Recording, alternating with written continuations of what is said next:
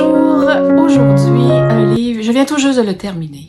Je suis encore bouleversée, je suis heureuse de pouvoir vous parler de ce livre-là. On en a entendu beaucoup parler parce qu'il est le gagnant du Goncourt 2025. Peut-être que vous savez c'est lequel. Je vous parle de La Maison vide.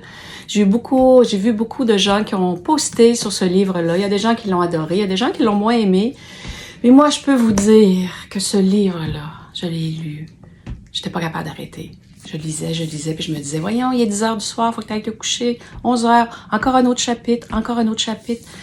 C'est une vague, ce livre-là. C'est écrit de façon vaguée. Je ne sais pas trop comment l'expliquer, mais on entre dans les personnages. Ce Laurent Mauvigné, il est exceptionnel. C'est un des plus grands livres que j'ai lu de ma vie.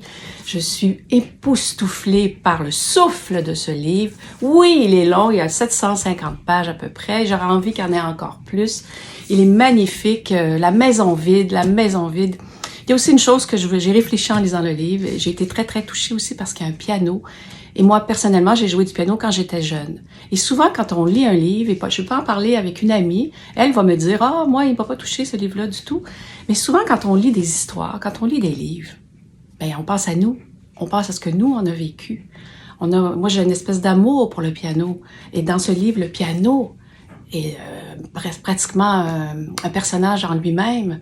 Donc, c'est peut-être aussi pour ça que j'ai été tant touchée. Et c'est sur une histoire sur 3-4 générations.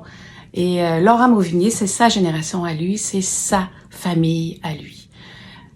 Petit garçon, il se posait des questions, ça part de cette idée-là. Il nous parle aussi dans le livre parce qu'il ne sait pas tout. Alors, il a romancé sa famille, oui et non. Il est parti de faits qu'il savait.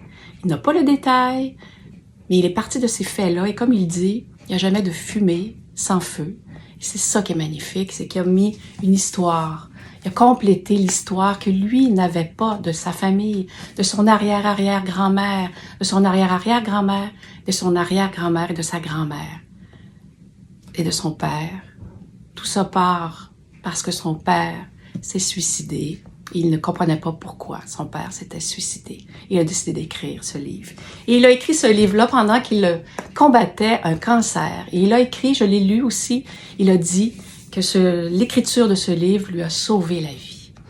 C'est un livre magnifique, époustouflant, je vous dis, je suis très, très, très heureuse d'avoir lu ce livre-là. Et je vous souhaite de le lire aussi, tout simplement, magistral. Un livre monument. Alors, on se retrouve la semaine prochaine. Au revoir.